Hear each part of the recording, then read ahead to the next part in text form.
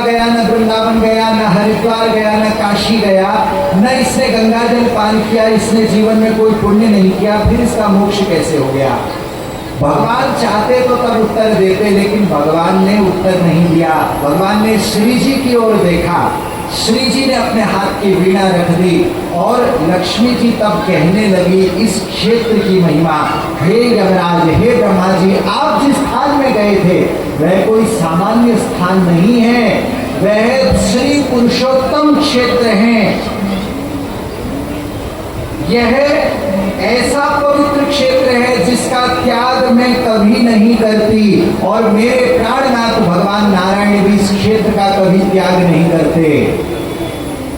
यहां तक कि जब कल्पांतक महाप्रलय काल उपस्थित होता है तब भी केवल एक स्थान बचता है, वह है काशी।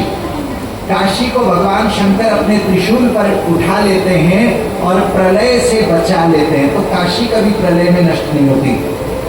लेकिन इस पृथ्वी पर एक और ऐसा दिव्य स्थान है जो प्रलय काल से अछूता रहता है। वह स्थान यही नीलाचल पर्वत है, वह स्थान यही श्री पुरुषोत्तम धाम है। कल्पावसाने क्षेत्रं वै न त्याज्यं व कदाचन,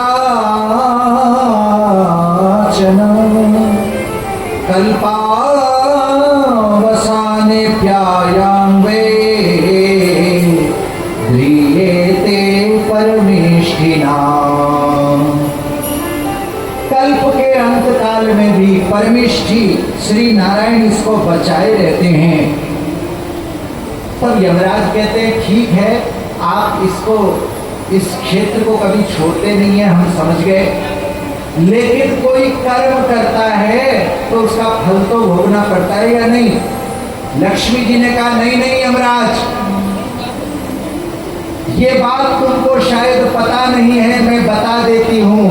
इस क्षेत्र में आज तक जंगल ही रहा, इसीलिए तुमको इस क्षेत्र की महिमा नहीं पता चली। आज के बाद इधर मंदिर बनेगा, यहाँ श्री जगन्नाथ सुभद्रा बलदेव सुदर्शन यहाँ विराजमान होंगे, तो तुम समझ लो यहाँ कोई कितना भी बड़ा पापी आ जाए, कोई कैसा ही पतित आ जाए, यहाँ पर तुम्हारी कोई प्रभुत्व नहीं चलेगा, तुम्हारा प्रभुत्व यहाँ नहीं होगा।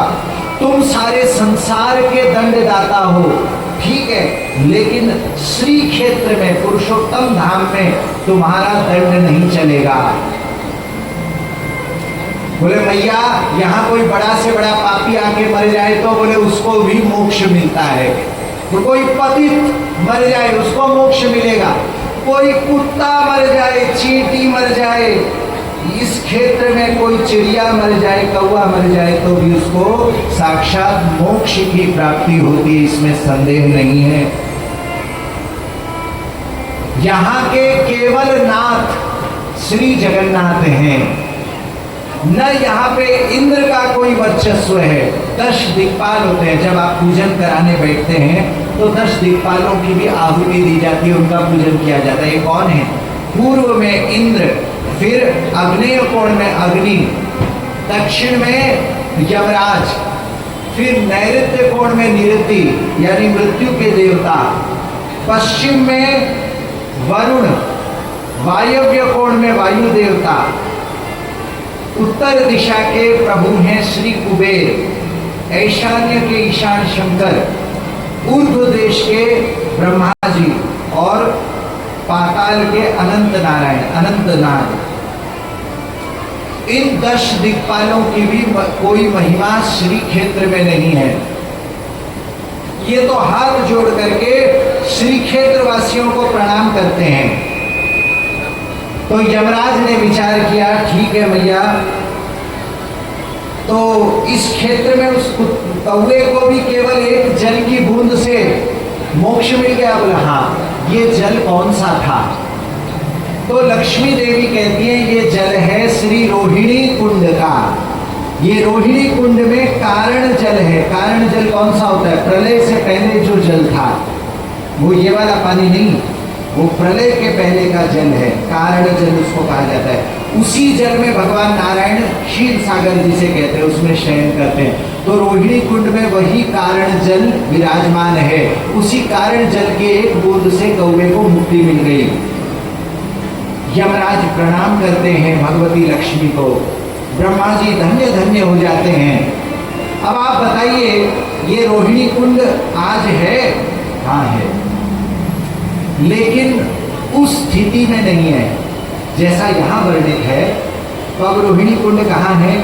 तो जगन्नाथ मंदिर में ही भगवती विमला के मंदिर के सामने नृसिंह भगवान का मंदिर है। नृसिंह भगवान के मंदिर के बगल में एक छोटा सा पत्थर का एक छोटा सा कुंड है।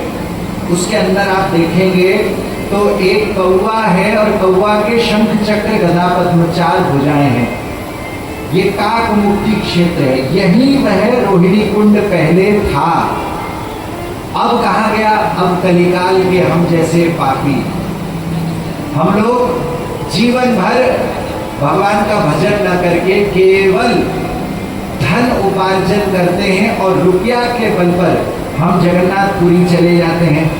और वहां जाकर के अगर उस कारण जल समन्वित रोहिणी कुंड के जल से अपना सिंचन करेंगे तो हमको भी रुपए से मोक्ष मिल जाएगा।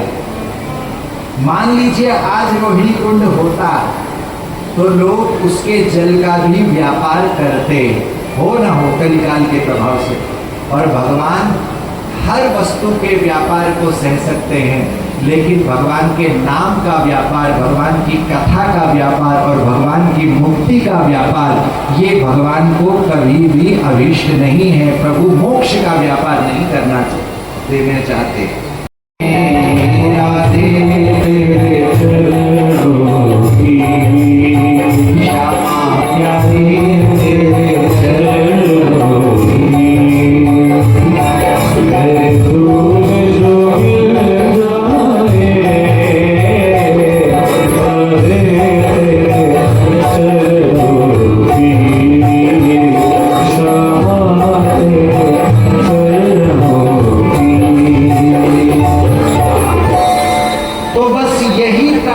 मेरे जीवन की बस एक तमन्ना है कि तुम अब सामने हो मेरे और मेरे प्राण निकल जाए, मेरा दम निकल जाए। ये स्वरूप हो जाता है और नारायण स्वरूप धारण करके वह वैकुंठ चला जाता है। यहाँ यम का पाश जो यमराज ने फेंका है, वह पाश निकाला है, हमने नहीं काटा। बोले किसने काटा? बोले पता नहीं, कोई कर्म इसने नहीं किए, कोई सा भी इसने भला काम नहीं किया, फिर इसको मोक्ष कैसे मिल गया? तो ब्रह्मा जी और यमराज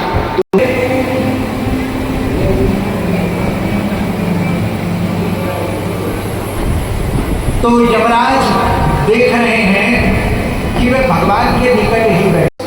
भगवती लक्ष्मी जी वीणा बजा रही थी और ठाकुर जी उस वीणा का वादन सुन रहे थे, वीणा वादन सुन रहे थे।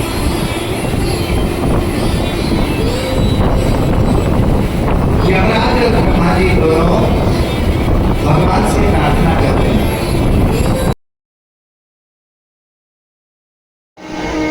गंगाधर दास की पत्नी ने कहा, अगर कमाने ही जाना पड़ेगा तो फिर बेटा क्यों लाए थे?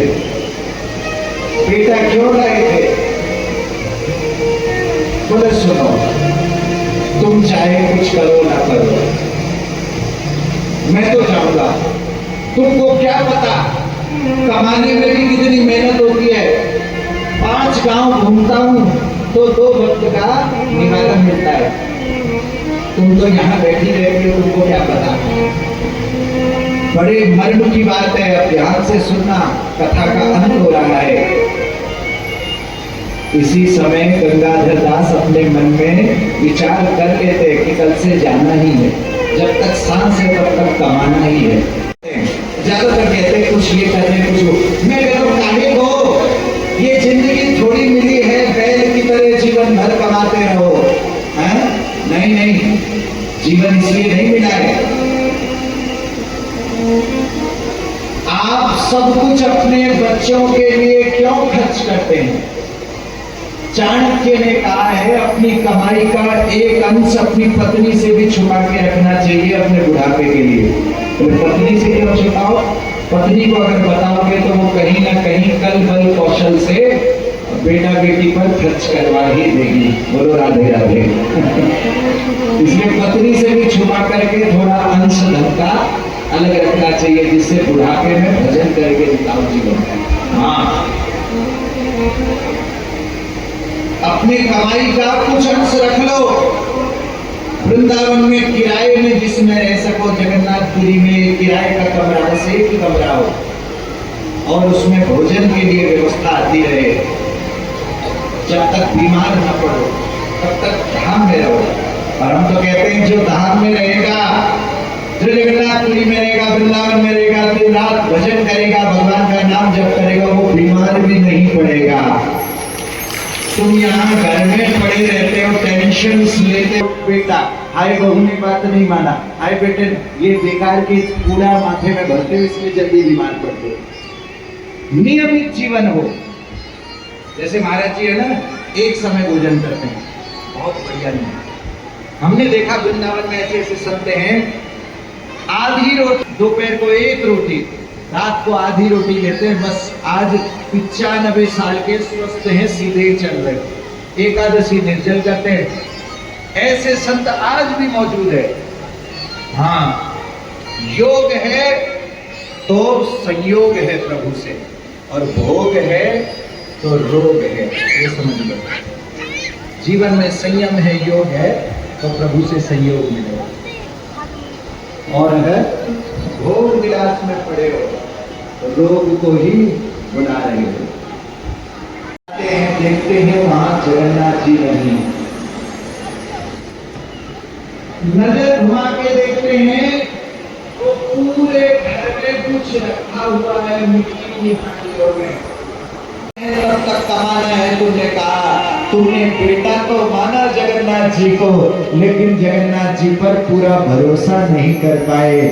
आज धन के भरोसा तुमने किया, इसलिए जगन्नाथ जी तो चले गए और धन को तुम्हें यहाँ देकर चले गए। धन को अब रख लो धन, बेटा तो गया। गंगाधर दास को सब जगह ज्ञान हो गया, रोने लगे, प्रभु हे मेरे पुत्र कहाँ गए? पागल हो गए, सारी हांडियों को लेकर के घर से बाहर फेंक दिया। नहीं चाहिए ये कूड़ा करकट, मुझे मेरा बेटा चाहिए, मेरा जगन्नाथ चाहिए, मेरा जगन्नाथ चाहिए। मोकाया धना मत दरकार, व्याकुल होकर के, पागल होकर। आप लोगों के समक्ष है जगन्नाथ के प्रभु, इस वक्त जोरदार जयघोष करेंगे। वो जगन्नाथ महाप्रभु की। और उनके सामने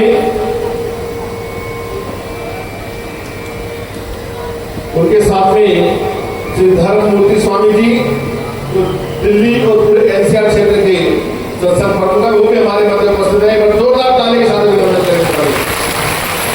बड़े परम सौभाग्य का विषय है कि आज हमारे मध्य अक्षरधाम से प्रभु स्वामी जी आए हुए हैं। मैं बारंबार कोटि कोटि हार्दिक अभिनंदन स्वागत करता हूँ। और इसी बीच एक विशेष सूचना देता हूँ, जितने भी हमारे मोसा मोसी परिवार हैं, जिनका कल हो गया था, उनको छोड़कर वो निवेदन है कि वो मंच के पास आ जाएं।